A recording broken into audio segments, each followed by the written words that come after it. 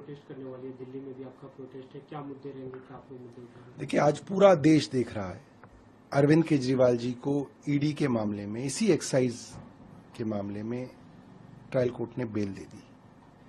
किस तरीके से बिना ऑर्डर आए हाई कोर्ट ने जल्दबाजी के अंदर स्टे किया और कहीं सुप्रीम कोर्ट के अंदर अरविंद केजरीवाल को बेल न मिल जाए, रातों रात सीबीआई अरविंद केजरीवाल जी के तिहाड़ में पहुंचती है, उनसे पूछताछ करती है और अगले ही दिन कोर्ट जाके उनको सीबीआई के मामले के अंदर गिरफ्तार करती है।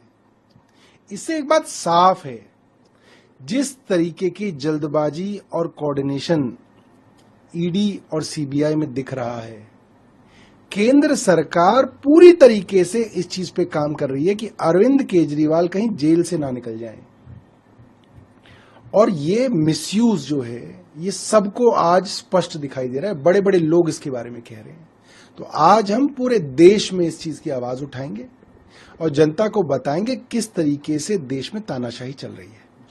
आप लोग क्या कहना है कि अभी सिर्फ मतलब एक तरह से जो कोर्ट की तरफ से बातें कही गई है, अगर सब कुछ साफ रहता, सब कुछ स्पष्ट होता तो उन्हें बेल क्यों नहीं मिल जाता? देखिए, तो ऊपर की अदालत तक भी गया। बीजेपी का ही तो पूरा षड्यंत्र है, भारतीय जनता पार्टी की केंद्र सरकार का ही तो पूरा षड्यंत्र है, जिसमें वो फंसाने की कोशिश कर रहे हैं, उन्हीं की एजेंसीज हैं। तो वो तो ये बोलेंगे ही, क्योंकि उनका ये नैरेटिव है। मगर सवाल ये है कि जब ईडी से जमानत मिलने वाली थी तो सीबीआई आ गई। 2 साल से सीबीआई सो रही थी। वो कहते थे कि अरविंद केजरीवाल आरोपी है ही नहीं, वो गवाह हैं। अब जब जमानत मिल रही है तो आपने रातों रात उनको जो है गिरफ्तार कर लिया। इस पे विपक्षी दलों को भी साथ लाने की कोशिश थी पार्लियामेंट में, खासतौर पे आपको लगता है कि इस मुद्दे पे साथ आएंगे सभी विपक्षी दल? देखिए, मोटे तौर पे जब इस तरीके की चीजें हुई हैं, विपक्षी दलों ने मिलकर आवाज उठाई है। चाहे वो हेमंत सोरेन का मामला हो, सब लोग साथ थे। चाहे संजय राउत साहब का मामला हो, सब लोग साथ थे। चाहे किसी और के ऊपर हमला हो, ममता बनर्जी की सरकार में हमला हो, स्टालिन साहब के मंत्रियों पे हमला हो, सब लोगों ने जो है साथ मिलकर आवाज उठाई है और हम लोग मिला इसी तरह से जो है उठाएंगे। हेमंत सोरेन की आपने बात की, कल हेमंत सोरेन को झारखंड हाई कोर्ट से जमानत मिल गई और उसमें जो बड़ी बातें कही गई कि ये जो तरह से जमीन का जो केस था वो सीधे तौर पे उनसे नहीं जुड़ा हुआ दिख रहा है। देखिए, आप ये सोचिए कि किस तरीके से पूरी की पूरी कानून व्यवस्था का मजाक उड़ाया जा रहा है, किस तरीके से तानाशाही देश में चल रही है। एक चुने हुए मुख्यमंत्री को आपने उठा के जेल में बंद कर दिया, पूरे चुनाव उसको आपने जेल में रखा और आपके पास उसके खिलाफ कोई सबूत नहीं है। वो आदमी जब तक कानूनी प्रक्रिया से होके किसी तरीके तक हाई कोर्ट तक पहुंचा, तब तक कई महीने जो है वो जेल में सड़ा।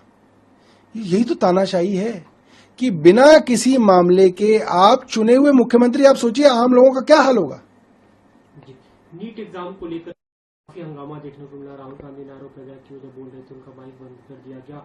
वो इस मुद्दे पे अपनी बात रखना चाहते थे। सत्ता पक्ष की तरफ से, स्पीकर की तरफ से कहा जा रहा है कि हम इस मामले पे चर्चा कराना चाहते हैं, लेकिन विपक्ष डेकोरम मेंटेन नहीं कर रहा है। देखिए, ये बात अब सबको नजर आ रही है कि सरकार नीट के ऊपर बैकफुट पे है, क्योंकि मामला सिर्फ नीट का नहीं है। लगातार एग्जाम से पहले पेपर लीक हो रहे हैं और देश का युवा, जिसको भारतीय जनता पार्टी अपना वोट बैंक माना करता था, वो युवा आज ये कह रहा है कि भारतीय जनता पार्टी की सरकारें उनको धोखा दे रही हैं, उनको बेवकूफ बना रही हैं, उनको लूट रही हैं। और अगर संसद के अंदर ये डिस्कशन हुई तो भारतीय जनता पार्टी की पूरी पोल खुल जाएगी। वे कुछ भी करें, बहानेबाजी बनाते रहेंगे, वो डिस्कशन नहीं कराना चाहते। इस मुद्दे को लेकर कल मल्लिकार्जुन खड़गे ने आवाज उठाई कि वो बेल तक पहुंच गए। इस पे जो उपराष्ट्रपति जगदीप धनखड़ जो राज्यसभा के सभापति वो काफी नाराज, उन्होंने आज तक किया कि सदन के इतिहास में दागदार दिन है, कोई भी एलओपी आज तक यहाँ तक नहीं पहुंचा था। मुझे लगता है कि धनखड़ जी को नहीं मालूम, दिल्ली विधानसभा में नेता विपक्ष अक्सर वेल के अंदर आते हैं। वे नेता विपक्ष जो आज भारतीय जनता पार्टी के सांसद बन गए हैं। तो धनखड़ जी तो सिर्फ एक राजनीतिक बातचीत कर रहे हैं। वे एक न्यूट्रल हेड हाउस के दिखें ऐसी कोशिश भी नहीं कर रहे हैं। साफ साफ जनता को दिख रहा है कि वे पार्शियलिटी करते रहे हैं और भारतीय जनता पार्टी के लिए जो है पूरी की पूरी गोलबंदी जो है उस हाउस में कर रहे हैं। जी, एक ही आ गई है, अब एग्जाम नए तरीके से लिया जाएगा। आपको लगता है कि इस बार पूरी पारदर्शिता बरती जाएगी, सब कुछ सही तरीके से होगा? देखिए, मुझे ऐसा लगता है कि जितने भी एग्जाम हुए हैं और जिनमें गड़बड़ी हुई है उन एग्जाम्स को दोबारा कराने की जरूरत है। नीट के एग्जाम के अंदर गड़बड़ियां खुल के सामने आ गई हैं, फिर भी सरकार उस एग्जाम को दोबारा क्यों नहीं कराना चाहती? क्योंकि उन गड़बड़ियों का फायदा जिन बच्चों को मिला वो सरकार के कहीं ना कहीं उनका जुड़ाव है। वो जुड़ाव क्या है? क्या उन्होंने किसी को पैसे दिए हैं? क्या वो किसी के जानकार हैं? क्या वो एक पूरे कार्टेल का हिस्सा हैं? ये सब जो है रोज खबरें इस तरीके की आ रही हैं। सरकार क्यों ऐसे बच्चों को फायदा देना चाहती, ये मेरी बात से समझ से परे है। कल दिल्ली में काफी जलभराव देखने को मिला था, भारी बारिश हुई, उसने काफी कड़े रुख अख्तियार किए इस मुद्दे पे। जो देवेंद्र यादव ने, दिल्ली कांग्रेस के कार्यकारी अध्यक्ष, उन्होंने आज रखा कि हर बार दिल्ली सरकार फेल होती है, हम लोग बोलते हैं कि आप काम करो, लेकिन नाकामी साफ तौर पे दिख रही है। देखिए, इस वक्त देश के अंदर जितनी भी बड़ी बड़ी अपोजिशन पार्टियां हैं, हम लोग संविधान की लड़ाई लड़ रहे हैं। हम लोग केंद्र सरकार को नीट पर बहस करने के लिए उनके ऊपर दबाव बना रहे हैं।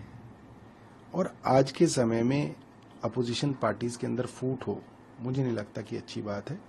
जो लोकल लीडरशिप है अलग अलग राज्यों की, वो अपनी अपनी बात कह सकते हैं। कांग्रेस पिछले 2 बार से 2015 में 70 में से उनको 0 सीट मिली, 2020 में 70 में से 0 सीट मिली। तो जाहिर सी बात है, देवेंद्र यादव खुद लगातार चुनाव हारते आ रहे हैं, तो उनके मन में एक चुभन होगी।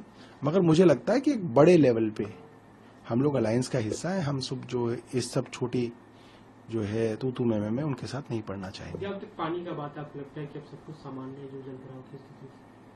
देखिए, कल मुख्य सचिव के साथ हमारी मीटिंग थी और मैंने मुख्य सचिव को कहा कि आपसे मैं लगातार डिसिल्टिंग की रिपोर्ट मांग रहा था और आप बहानेबाजी बना रहे थे, और अंततः जो डिसिल्टिंग की रिपोर्ट आपने मुझे दी और जो मैंने वेरीफाई कराई ग्राउंड पे, वहां पे उन नालों में डिसिल्टिंग नहीं हुई थी। मैंने वो वीडियोस जो हैं कल उनको दिखाए, बाकायदा एक एक ड्रेन के वीडियोस मैंने अपनी विधानसभा के दिखाए कि आपने कहा कि डिसिल्टिंग हो गई है, और 23 तारीख को 24 तारीख को जून में मैंने उसकी वेरिफिकेशन कराई, उसकी वीडियोस बनवाए और वहां डिसिल्टिंग नहीं पाई गई। तो आप जो रिपोर्ट सरकार को दे रहे हैं वो झूठी रिपोर्ट थी, और वो सब वो नाले हैं जहां पे डिसिल्टिंग के लिए टेंडर दिए गए हैं, कॉन्ट्रैक्ट दिए गए हैं। इसका मतलब बड़े लेवल पे आपने भ्रष्टाचार किया, और उस भ्रष्टाचार को छुपाने के लिए आपने झूठी रिपोर्ट मंत्री को दी, और बार बार मांगने पे भी आप रिपोर्ट इसलिए नहीं दे रहे थे क्योंकि आप इसको छिपाना चाह रहे थे। ये सारी की सारी बातें हुई, और मैंने सारी की सारी वीडियोस जो हैं, मुख्य सचिव भी बैठे थे, पीडब्ल्यूडी के सचिव अनबरासू भी बैठे थे, मैंने अनबरासू जी से भी पूछा, मैंने कहा बताइए ये कैसे हो रहा है? उनके पास कोई जवाब नहीं था। मुझे लगता है कि कल के बाद इन सारी एजेंसीज को ग्राउंड पे उतर के डिसिल्टिंग को पूरा करना चाहिए, नहीं तो इनके ऊपर कार्रवाई करने के लिए हमारे पास तो ताकत नहीं है, हम कोई ना कोई रास्ता निकालेंगे।